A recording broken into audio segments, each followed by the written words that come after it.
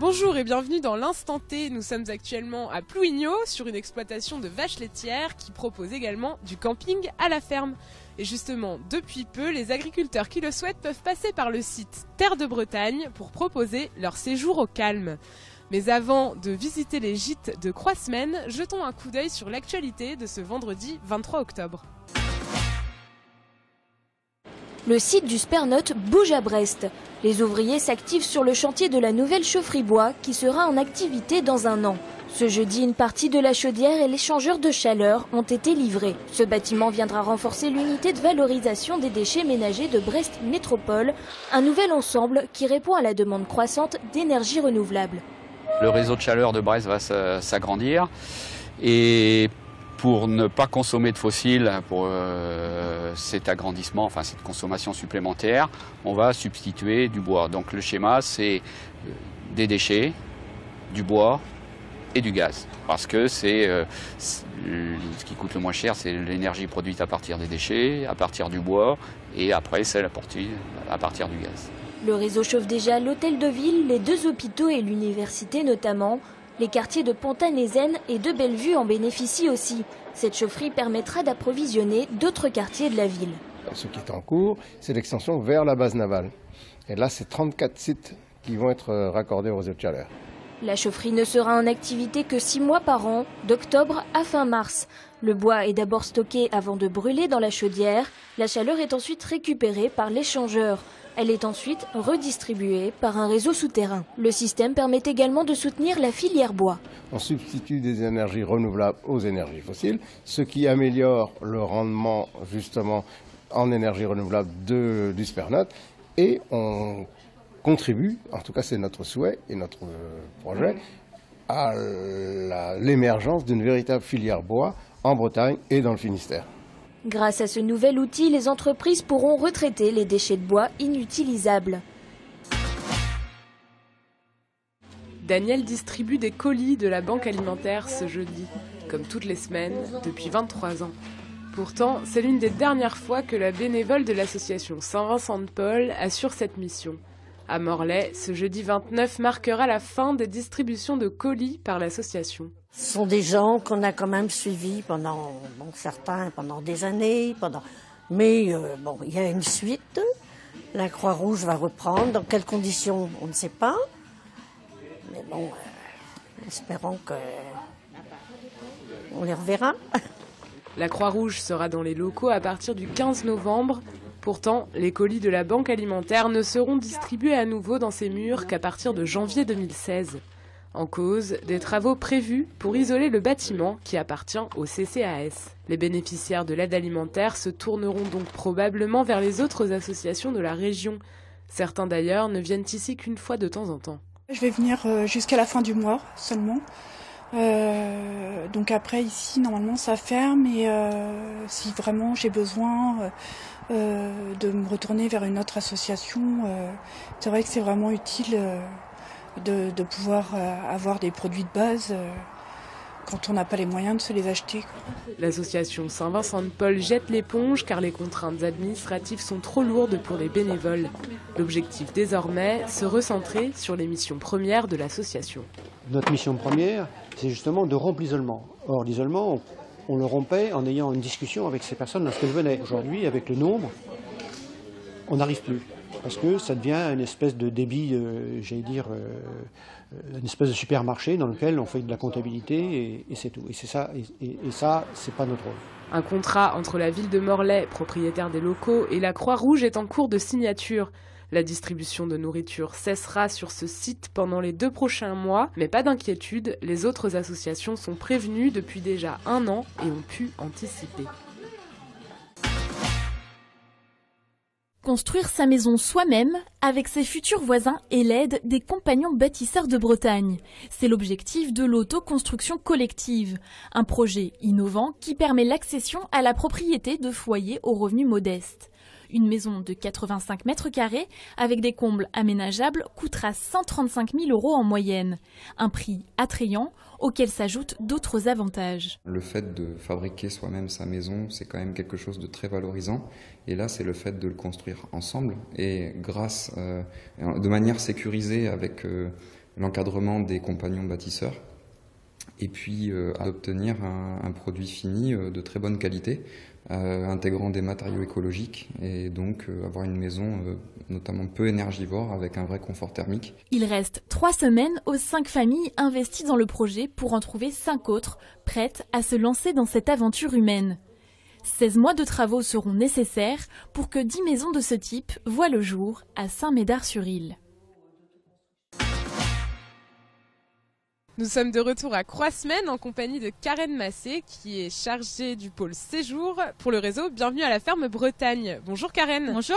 Alors vous avez aidé les agriculteurs à lancer ce site. Ça fait combien de temps qu'il est en ligne? Alors il est en ligne depuis février. Les premiers séjours ont pu être vendus à partir du mois de juin. Et donc là on lance un petit peu l'opération maintenant qu'on est rassuré que tout fonctionne bien et que tout se passe bien. Voilà. Alors dans le Finistère il y a 2 agriculteurs qui proposent des séjours. Est-ce que vous pouvez nous montrer comment il fonctionne ce site? Oui, tout à fait. Donc on va regarder du coup sur le site.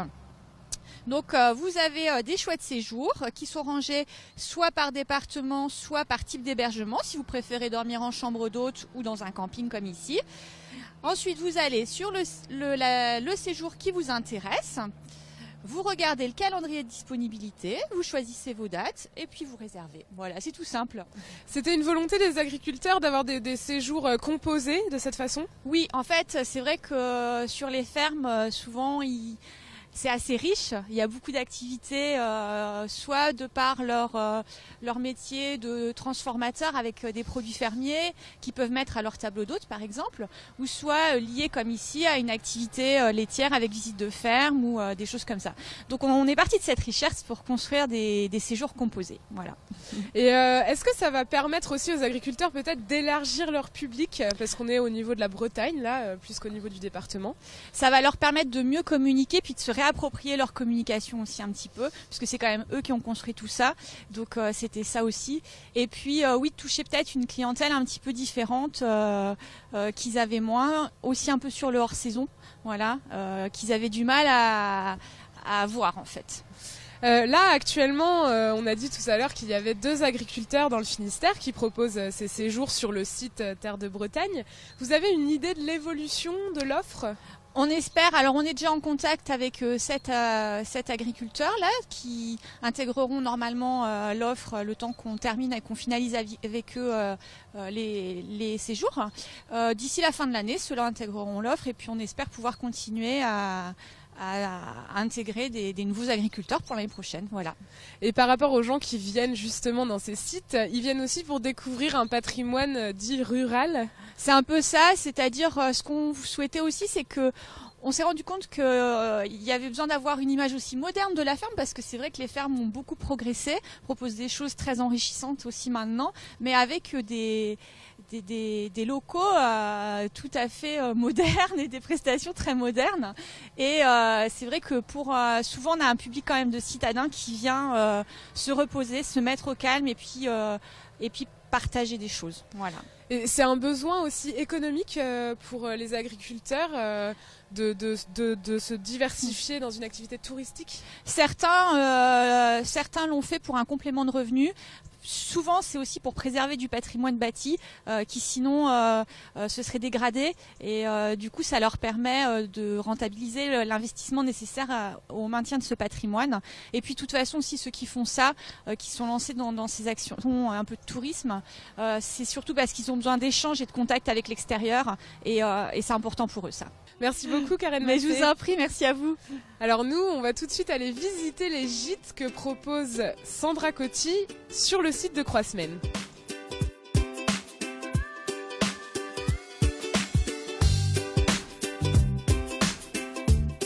Nous sommes maintenant en compagnie de Sandra, juste à côté des roulottes qu'elle propose sur le site Terre de Bretagne. Bonjour Sandra. Bonjour. Alors vous êtes agricultrice, mais pas seulement. Expliquez-nous comment vous avez décidé de diversifier votre activité. Voilà, je me suis installée il y a une quinzaine d'années sur l'exploitation familiale, où il y avait déjà des vaches laitières et un petit terrain de camping. Et après mon travail de salariat dans la comptabilité, j'ai voulu changer de vie. Et je me suis associée avec mes parents dans les vaches laitières et dans le camping. Au fur et à mesure, on a mis des locations. Donc on a des roulottes, des cabanes, des maisonnettes, des tentes safari et des mobil-homes. Alors vous, ça fait très longtemps, hein, il me semble que vous exercez cette activité de camping, cette activité touristique. Ça fait combien de temps? Mes parents ont ouvert le camping il y a 25 ans. Et moi, dès que j'avais une dizaine d'années, j'adorais ça. Donc j'aidais toujours ma mère à faire les sanitaires, faire l'accueil. Et puis au fur et à mesure, j'ai repris l'affaire familiale. Pourquoi c'était important pour vous d'être visible sur le site Terre de Bretagne? C'est toujours important d'être visible partout pour la promotion, pour la communication.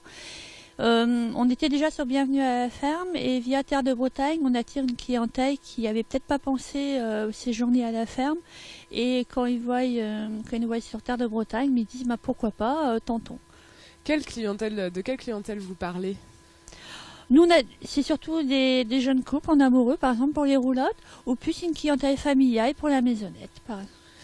On propose aussi de découvrir les animaux de la ferme et découvrir notre métier d'agriculteur. Alors justement, ces gîtes, ces séjours proposés par sur le site Terre de Bretagne, c'est pas seulement des gîtes, c'est aussi des activités. Est-ce que vous pouvez nous donner un exemple de ce que vous proposez comme découverte? Principalement, on découvre notre métier d'agriculteur, comment nous on travaille tous les jours. Actuellement, on a 50 vaches laitières. Donc, le principe de la traite des vaches, du soin aux animaux, les petits veaux, tout ça. Et à côté de ça, on propose aussi de découvrir les animaux de la ferme avec la basse-cour, les lapins, les chèvres, moutons et notre cochon. Alors là, justement, on est en plein milieu des vacances de la Toussaint. Vous avez un peu de monde dans les gîtes que vous proposez? On a du monde dans les locations, essentiellement des familles avec enfants en bas âge qui viennent pour 2-3 jours pour se mettre un peu au vert, pour découvrir les choses simples de la vie à la campagne. Bon, alors vous n'avez pas que le côté touristique dans votre vie, vous avez aussi votre métier d'agricultrice et on va justement vous laisser y retourner parce que vous êtes en train de préparer une journée d'ensilage de maïs. La grande journée de l'année. Merci beaucoup. De rien, au revoir.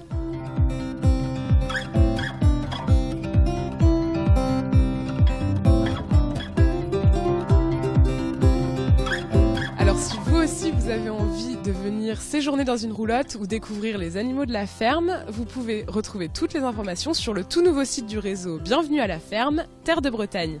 L'instant T, c'est terminé pour aujourd'hui et on vous donne rendez-vous ce lundi.